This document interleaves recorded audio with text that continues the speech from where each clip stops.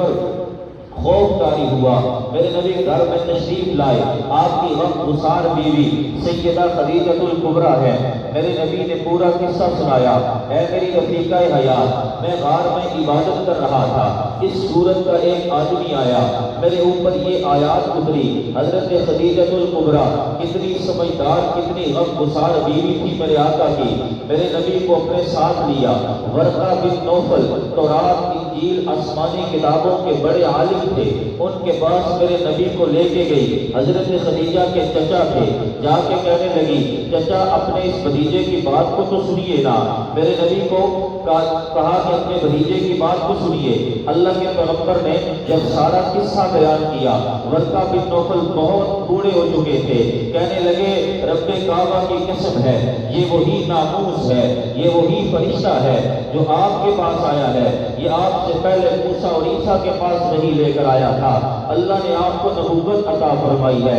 ہائے کاش میں اس وقت زندہ ہوتا جب آپ اپنی قوم کو دین کی طرف بلائیں گے، آپ کی قوم آپ کو اپنے شہر مکہ سے نکال دے گی۔ میرے نبی نے تعجب سے پوچھا، میری قوم مجھے مکہ سے کیوں نکالے گی؟ تو ورقہ بن نوفل کہنے لگے، جس نبی نے لوگوں کو رب کی وحدانیت کی دعوت دی ہے، اس نبی کو علاقے سے نکالا گیا، آپ کی قوم بھی آپ کو مکہ سے نکال دے گی۔ بہرحال میرے عزیزوں، میرے نبی پہ یہ پہلی وحی نازل ہوئی، کچھ دن کے لیے وحی کا سلسلہ رک گیا، بار بار میرے آقا کو آسمان سے جبرائیل امین کی آوازیں آتی، آپ محمد ہیں، آپ اللہ کے رسول ہیں، میں جبریل امین ہوں۔ کچھ عرصے کے بعد میرے آقا کے اوپر سورۃ المدثر جو 29ویں پارے کے اندر موجود ہے، اس کی پہلی 7 آیتیں نازل ہوتی ہیں۔ یا ایھا المدثر، اے چادر کو اوڑھنے والے، اٹھیے، فانذر، لوگوں کو اللہ کے عذاب سے ڈرائیے، وربک فکبر، اپنے رب کی بڑائی بیان کیجئے، وثیابک فطہر، اپنے کپڑے کو پاک کیجئے، والرجز فہجر، گندگی سے دور رہیے، ولا تمنن تستکثر، احسان اس غرض سے نہ کیجئے کہ آپ کو زیادہ پیدا ہو، ولربک فاصبر، اور اپنے رب کے لیے صبر کیجئے۔ ہاں میرے عزیز، میرے آقا کے اوپر جب یہ آیتیں نازل ہوئی، رحمت والے نبی نے اپنی دعوت کا آغاز اپنے گھر سے کیا۔ میرے نبی کے کردار کو سیدہ خدیجہ الکبریٰ نے دیکھا تھا، آپ کی رفاقت میں 15 سال ہو گئے تھے۔ میرے نبی نے جب نبوت کا اعلان کیا، سب سے پہلے میرے آقا پہ عورتوں میں ایمان لانے والی میرے نبی کی شریکہ حیات سیدہ خدیجہ الکبریٰ تھی۔ بچوں میں سب سے پہلے میرے نبی نے دعوت کا آغاز گھر سے کیا، سب سے پہلے ایمان لانے والے میرے نبی کے چچا زاد بھائی حضرت علی المرتضیٰ تھے۔ میرے آقا پہ غلاموں میں سب سے پہلے ایمان لانے والے، ہر ایک کردار کو نبی جیسا بنا، لوگ تیرے اوپر مرنے کے لیے تیار ہو جائیں۔ حضرت زید بن حارثہ غلام ہیں، بچپن میں بچھڑ گئے، حضرت خدیجہ نے خرید لیا، میرے نبی سے شادی ہو گئی۔ حضرت خدیجہ نے حضرت زید بن حارثہ کو اللہ کے پیغمبر کو ہدیہ اور تحفہ کے طور پر پیش کر دیا۔ والد ڈھونڈتے ڈھونڈتے ڈھونڈتے مکہ میں پہنچا، کہا محمد نامی ایک شخص ہے، میرا بیٹا زید گم ہو چکا ہے۔ بتایا گیا محمد نامی شخص ہے، ان کے پاس آپ کا بیٹا ہے۔ اللہ اکبر، میرے نبی نے اتنا پیار دیا تھا اپنے غلام کو، میرے نبی نے اتنی محبت دی تھی اپنے نوکر کو، میرے نبی نے اتنا عقیدت دی تھی اپنے خادم اور غلام کو۔ والد آئے، ایک طرف باپ ہے، دوسری طرف چچا ہے، ہاں جی اس کو ہمارے حوالے کر دے، بچھڑ گیا ہے، باپ غم سے نڈال ہو چکا ہے۔ رحمت والے نبی نے انکار نہیں کیا، نبی باپ کی محبت کو جانتے تھے کہ باپ اپنے بیٹے سے کتنی محبت کرتا ہے۔ میرے نبی نے فرمایا یہ زید موجود ہے، جانا چاہتا ہے تو لے جاؤ، نہیں جانا چاہتا تو میں زبردستی نہیں کروں گا۔ چچا کہنے لگا زید یہاں غلامی کی زندگی گزار رہے ہو، وہاں آپ آزادی کی زندگی گزارو گے۔ میرے عزیزوں، وہ زید بن حارثہ کیا جواب دیتے ہیں؟ کہتے ہیں وہ آزادیاں محمد مصطفیٰ کی، وہ ساری زندگی کی آزادیاں محمد مصطفیٰ کی غلامی کے اوپر قربان ہیں۔ میرے نبی نے اتنا پیار دیا، میرے نبی نے اپنے غلام کو اپنا منہ بولا بیٹا کہہ دیا۔ لوگ انہیں زید بن حارثہ کے بجائے زید بن محمد کے نام سے پکارتے تھے، تو غلاموں میں حضرت زید بن حارثہ ایمان لے کر آئے۔ میرے نبی کے دوستوں میں میرے آقا کے ایک بڑے قریبی دوست تھے جو 2 سال چند مہینے میرے نبی سے چھوٹے تھے، سیدنا صدیق اکبر رضی اللہ تعالیٰ عنہ۔ یارو دوست کے رازوں سے واقف ہوتا ہے۔ حضرت ابو بکر میرے نبی کے ساتھ چلے تھے، پر میرے آقا کے کردار میں ابو بکر نے ذرہ برابر بھی میرے نبی کے کردار میں ذرہ برابر بھی کمی نہ پائی۔ میرے آقا نے جب اعلان کیا تو میرے آقا کے قریبی دوستوں میں سب سے پہلے جس نے میرے آقا کی نبوت کی تصدیق کی وہ سیدنا ابو بکر صدیق رضی اللہ تعالیٰ عنہ۔ اب میرے نبی کا کام کیا ہے؟ حکم آ گیا، یا ایھا المدثر، اے چادر اوڑھنے والے، قم اٹھیے، فانذر، اور لوگوں کو اللہ کے عذاب سے ڈرائیے۔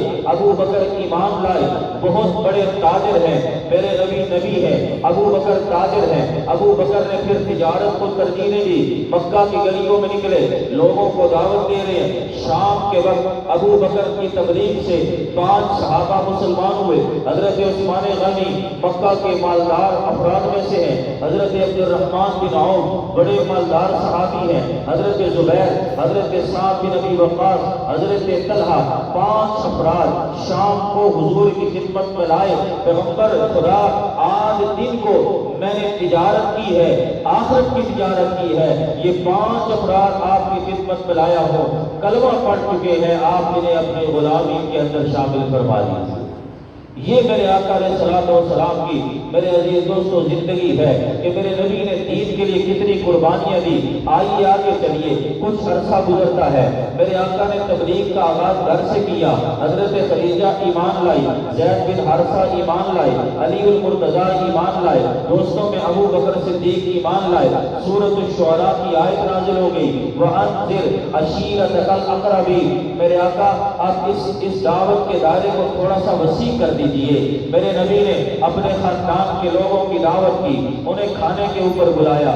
کھانے کے بعد میرے آقا کھڑے ہوئے اور رحمت والے نبی نے فرمایا، اے میرے خاندان کے لوگوں، مجھے رب نے نبی بنایا ہے، میں تمہیں اسلام کی دعوت دیتا ہوں۔ میرے عزیزوں، میرے نبی کا وہ چچا، میں تیری بڑی توجہ چاہوں گا، صرف پیغمبر خدا کی آمد پہ خوشیاں منانے سے کام نہیں چلے گا، جب تک نبی کی سیرت اپنائے گا نہیں، جب تک پیغمبر کی سنت پہ عمل نہیں کرے گا، جب تک محمد کا صحیح معنوں میں غلام نہیں بنے گا، نجات یقینی نہیں ہے۔ میرے آقا کے نے جو دعوت کی، 45 افراد نبی کے خاندان کے شریک ہوئے، رحمت کائنات صلی اللہ علیہ وسلم نے اسلام کی دعوت دی۔ اس دعوت میں ان 45 افراد میں میرے آقا کی سب سے پہلے مخالفت کرنے والا میرے نبی کا سب کا چچا تھا، ابو لہب۔ ارے تجھے معلوم ہے یہ ابو لہب کون ہے؟ یہ ابو لہب وہ ہے جو میرے نبی کا سب کا چچا ہے۔ جب جسے خبر ملی کہ میرے مرحوم بھائی عبداللہ کے گھر میں بیٹا پیدا ہوا ہے، لونڈی خبر لے کر آئی، اتنا خوش ہوا، کہنے لگا اتنی بڑی خبر لائی ہو، جا، خبر اتنی بڑی ہے تو میرے پاس اور تو کچھ نہیں، جا، میں نے تجھے آزاد کر دیا۔ نبی کی ولادت پہ خوشی منا کے لونڈی کو آزاد کرنے والا ابو لہب جب میرے آقا نے دعوت کا اعلان کیا، سب سے پہلے ابو لہب نے مخالفت کی۔ میرے آقا علیہ السلام نے اس کا کوئی جواب نہ دیا۔ چند دنوں کے بعد میرے نبی نے پھر خاندان والوں کی دعوت کی، پھر رحمت کائنات نے انہیں دین کی طرف بلایا، اسلام کی طرف بلایا۔ ابو لہب نے پھر مخالفت کی۔ ابو طالب بھی میرے آقا کے چچا ہے، ایمان تو نہ لائے پر ساری زندگی رحمت کائنات صلی اللہ علیہ وسلم کا ساتھ دیتے رہے۔ دعوت ختم ہوئی، ایک چچا مخالفت کر رہا ہے، ابو طالب کہتے ہیں، بھتیجے رب کعبہ کی قسم ہے، جب تک جان میں جان ہے تم اپنا پیغام پہنچاتے رہو، جب تک ہماری جان میں جان ہے ہم آپ کا ساتھ دیتے رہیں۔ ابو طالب یہ بھی چچا، ابو لہب بھی چچا، ایک مخالفت کر رہا ہے، وہ بھی کفر پہ، یہ بھی ایمان نہیں لائے، یہ حمایت کر رہے ہیں۔ میرے عزیزوں تھوڑا عرصہ اور گزرا، اب اللہ کی طرف سے پیغام آ گیا، میرے نبی اپنے اس دعوت کے دائرے کو تھوڑا سا وسیع کر دیجئے، فَاصْدَعْ بِمَا تُؤْمَرْ وَأَعْرِضْ عَنِ الْمُشْرِكِينَ۔ میرے نبی اب کھل کے اپنی دعوت کو پیش کیجئے، لوگوں کی مخالفت کی پرواہ نہ کیجئے۔ میرے آقا کوہ صفا پہ چڑھتے ہیں، ارے کوہ صفا وہ پہاڑی ہے جہاں سے تو عمرے پہ جائے، حج پہ جائے، سائی کا آغاز کرتا ہے۔ میرے آقا اس پہاڑی پہ چڑھے، اونچی پہاڑی تھی، میرے نبی نے سب کو جمع کیا، آواز لگائی پیغمبر خدا کے حکم پہ۔ میرے نبی نے 40 سال جو گزارے تھے، لوگ جانتے تھے محمد بلا رہے ہیں، یہ تو سچے ہیں، محمد بلا رہے ہیں، یہ تو امانت دار ہے، محمد بلا رہا ہے، یہ تو بڑے ہی کردار کے مالک ہے۔ میرے آقا نے جب آواز لگائی، مکہ کے ارد گرد کے جتنے لوگ تھے سارے پہاڑی کے نیچے ہیں۔ اب میرے نبی نے انہیں جانچنا شروع کیا، میں دیکھوں تو صحیح انہیں میں محمد پہ اعتماد کتنا ہے، میں محمد کے کردار سے کتنے مطمئن ہیں۔ میرے نبی صلی اللہ علیہ وسلم پہاڑی کے اوپر ہیں، سارے کافر نیچے ہیں۔ اللہ کے پیغمبر نے فرمایا میں اگر تمہیں یہ کہوں اس طرف سے لشکر آ رہا ہے تمہارے اوپر حملہ کرے گا، کیا مانو گے؟ کہنے لگے ہاں، آپ کی زبان سے کبھی جھوٹ نہیں سنا، آپ نے کبھی وعدہ خلافی نہیں کی، آپ نے کبھی امانت میں خیانت نہیں کی، ہمیں نظر نہیں آ رہا، پھر بھی مانیں گے کہ پہاڑ کے اس طرف سے لشکر آ رہا ہے۔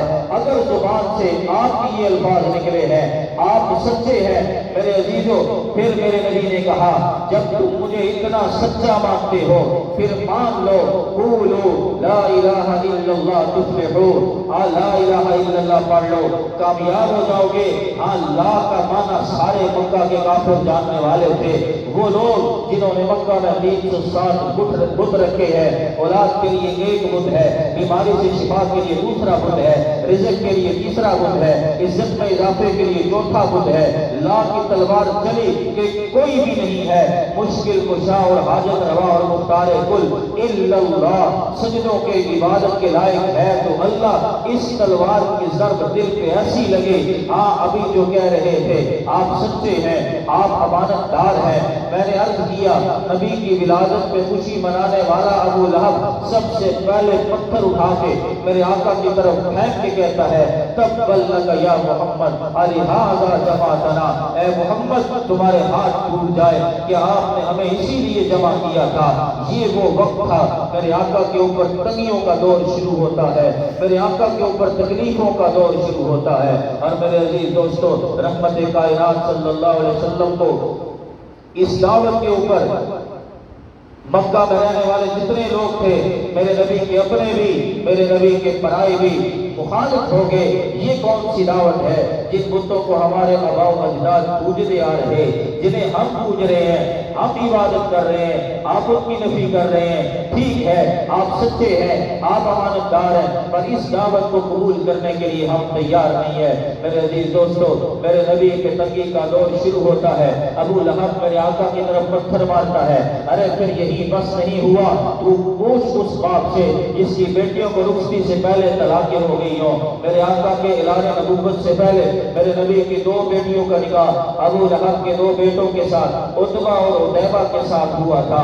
میرے نبی نے جب دین کی دعوت کا آغاز کیا، توحید کا اعلان کیا، ابو لہب اپنے بیٹوں کو بلا کے کہتا ہے، اپنے بیٹوں کو کہتا ہے محمد کی بیٹیوں کو طلاق دے دو نہیں تو میں تمہیں جائیداد سے آگ کر دوں گا۔ وہ دونوں میرے آقا کی خدمت میں آتے ہیں، ایک میرے نبی کے گربان کو پکڑ کے پھاڑتا ہے اور کہتے ہیں میں آپ کی بیٹی کو طلاق دیتا ہوں، دوسرا بھی کہتا ہے میں آپ کی بیٹی کو طلاق دیتا ہوں۔ ارے کچھ تو غور کرنا، جس نبی نے تیرے تک میرے تک دین کو جانے کے لیے بیٹیوں کو طلاقیں دلوا دی، کچھ تو خیال کرنا، اس نبی سے کتنا دور ہو گیا تو اور میں، اس نبی کے دین کو کتنا غریب اور بے بس کر دیا تو اور میں نے۔ میرے نبی نے اس غم کو بھی برداشت کیا، پر میرے نبی نے دین کی دعوت کو چھوڑا نہیں۔ رحمت والے نبی صلی اللہ علیہ وسلم دین کی دعوت دے رہے ہیں۔ ارے آج میری حیثیت کیا ہے، تیری حیثیت کیا ہے؟ میرے آقا جب مکہ کی گلیوں سے گزرتے ہیں، کافروں نے مشورہ کیا، ان کی بات میں تاثیر اتنی ہے جو سنتا ہے ان کا ہو جاتا ہے، لہذا کوئی مشورہ کرو، لوگ ان کے قریب نہ لگے۔ کفار کی 25 رکنی کمیٹی بیٹھتی ہے، مشورہ یہ طے ہوتا ہے، حج کا موسم ہے، میرے نبی کو امت کا کتنا غم ہے،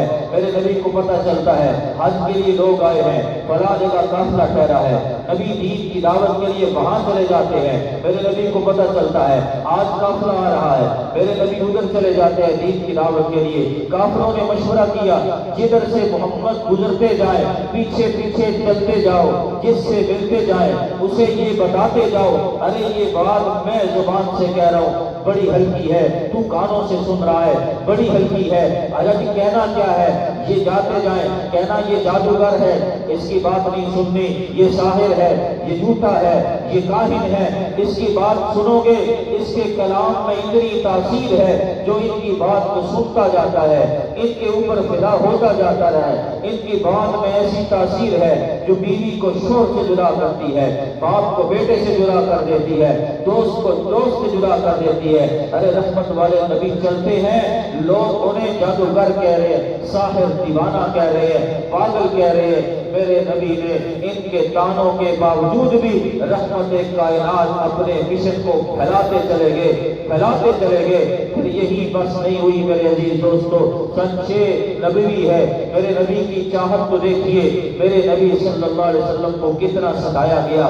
کوہ صفا پہ میرے آقا پھر چڑھتے ہیں، لوگوں کو دین کی دعوت دیتے ہیں، ابو جہل میرے نبی کا پڑوسی ہے، پیغمبر خدا کو تکلیف پہنچاتا ہے، میرے نبی کو پتھر مارتا ہے، رحمت والے نبی زخمی ہوتے ہیں۔ ادھر سے میرے نبی کے چچا جو حضرت امیر حمزہ رضی اللہ تعالیٰ عنہ، پیغمبر خدا کو بڑی محبت تھی حضرت امیر حمزہ سے، انہیں ایک لوڈی نے بتایا آپ کے بھتیجے کے اوپر ابو جہل نے حملہ کیا ہے، انہیں زخمی کر دیا ہے۔ میرے آقا صلی اللہ علیہ وسلم کے اس بات کو سن کر حضرت امیر حمزہ وہیں سے واپس جاتے، ابو جہل کو کمان مار کے زخمی کرتے ہیں، واپس میرے آقا کی خدمت میں آ کے کہتے اس بات پہ اگر تو سبحان اللہ نہ کہے تو میں سمجھوں گا بات سمجھ میں نہیں آ رہی۔ میرے آقا کو حضرت امیر حمزہ ابھی ایمان نہیں لائے، کہنے لگے بھتیجے خوش ہو جائیے، آپ کو ابو لہب نے زخمی کیا، میں نے آپ کا بدلہ لے لیا ہے۔ رحمت والے نبی نے فرمایا چچا میں بدلے لینے سے خوش نہیں ہوتا، میں تو خوش تب ہوں گا جب ایمان کی دولت آپ کے سینے میں داخل ہو جائے گی، آپ ایمان لائیں گے، میرے لیے خوشی کا ایک عجیب منظر ہوگا۔ حضرت امیر حمزہ کے دل کے اوپر ضرب لگی اور وہی کلمہ پڑھ کے ایمان لا کے میرے نبی کے ابو جہل نے جو میرے آقا کو زخم لگائے تھے، حضرت امیر حمزہ ایمان لا کے ان زخموں کے اوپر گویا انہوں نے برابر پٹی کر دی۔ میرے عزیز دوستو، میرے آقا کو کتنا ستایا گیا۔ ابو طالب میرے آقا کے چچا ایمان تو نہیں لائے، کافر ان کی خدمت میں آئے، ابو طالب آپ اپنے بھتیجے کی طرف داری کرتے ہیں، دیکھیے ہمارے بتوں کو برا بھلا کہتے ہیں، ہمارے معبود جنہیں آباء و اجداد پوجتے رہے انہیں برا بھلا کہتے ہیں، آپ ان کی حمایت سے بعد آ جائیے۔ ابو طالب نے میرے آقا کو بلایا، فرمایا بھتیجے اب تو بڑے بڑے سردار بھی میرے مخالف ہو گئے، کچھ تو میرا خیال کیجئے۔ پر میرے نبی نے کیا جواب دیا، چچا اگر مکہ کے کافر میرے دائیں ہاتھ میں سورج رکھ دیں، بائیں ہاتھ میں چاند رکھ دیں، دنیا کی دولتیں بھی مجھے مل جائے، پھر بھی میں اللہ کی طرف بلانے سے باز نہیں آؤں گا۔ ابو طالب نے کہا بھتیجے جس طرح تیرا دل کرتا ہے تو بات کرتا رہے، جب تک میری جان میں جان ہے انشاءاللہ میں آپ کا ساتھ دیتا رہوں گا۔ کافروں نے ہر حربہ اختیار کیا نبی رحمت کو دین سے ہٹانے کے لیے، پر میرے نبی نے ان کی ہر تدبیر کو ناکام بناتے گئے۔ پیغمبر خدا آگے بڑھتے رہے، تکلیفیں برداشت کرتے رہے، زخم کھاتے رہے۔ میرے نبی نے اتنی تکلیفیں برداشت کی ہے، میرے نبی کے غیور امتیوں، اللہ کے پیغمبر دنیا میں 1,24,000 پیغمبر دنیا میں آئے، رحمت والے نبی نے فرمایا ان سب پیغمبروں کی تکلیفیں ایک طرف رکھو، ارے ان پیغمبروں میں اگر صرف نوح نبی کا میں تذکرہ کروں تو 950 سال تک، صرف 900 سال نہیں 950 سال تک کتنا لمبا عرصہ ہے، اپنی قوم کو دین کی طرف بلاتے رہے۔ حضرت نوح گھر سے باہر نکلتے ہیں، لوگوں کو کہتے ہیں وہ اللہ کی طرف تمہیں بلا رہا ہوں، ایمان لے کر آؤ، قوم والے اتنا مارتے ہیں، بے ہوش ہو جاتے ہیں، ہوش آتا ہے، جسم سے خون نکل رہا ہے، پھر کہتے ہیں لوگوں میں تمہیں اللہ کی طرف بلاتا ہوں، ہوں، لوگ مارتے ہیں پھر بے ہوش ہو جاتے ہیں، لوگ مذاق اڑاتے ہیں۔ حضرت ابراہیم کو آگ میں ڈالا گیا، حضرت یحییٰ زکریا کو قتل کیا گیا، آرے سے چیرا گیا، حضرت صالح علیہ السلام کو کتنی تکلیفیں دی گئی۔ 1,24,000 پیغمبروں کی تکلیفوں کو میرے نبی نے فرمایا جمع کر دو اور ایک طرف رکھ دیا جائے، اور میں محمد کی تکلیفیں ایک طرف ہوں۔ میں محمد کو دین کے لیے جتنا ستایا گیا ہے سارے پیغمبروں کی تکلیفیں کم ہیں، میں محمد کی تکلیفیں۔ پھر کس منہ سے طور میں نماز چھوڑتے ہیں، کس منہ سے نبی کے طریقے کو ذبح کرتے ہیں، کس منہ سے نبی پاک کی سنتوں کو ہم برباد کر رہے ہیں، کس منہ سے ہم پیغمبر خدا صلی اللہ علیہ وسلم کو جو ہے وہ ان کا سامنا کریں گے۔ اس لیے میرے عزیزو آج سے یہ نیت کرو، یہ ارادہ کرو، زندگی ہوگی رب کے حکم کے مطابق اور محمد مصطفیٰ کے طریقے کے مطابق۔ آپ حضور کے امتی ہیں، یہ دین ایسے نہیں پہنچا، بڑی قربانیاں لگی، میرے نبی کو بڑا ستایا گیا، میرے نبی کو بڑی تکلیفیں پہنچائی گئی، تب طور میں آج آسانی سے کہتے ہیں لا الہ الا اللہ محمد رسول، تب ہم یہ کلمہ پڑھ رہے ہیں۔ تو انشاءاللہ العزیز اس سیرت کے سلسلے کو اگلے جمعے سے ترتیب کے ساتھ، ویسے بھی ماہ ربیع الاول کی آمد ہے لیکن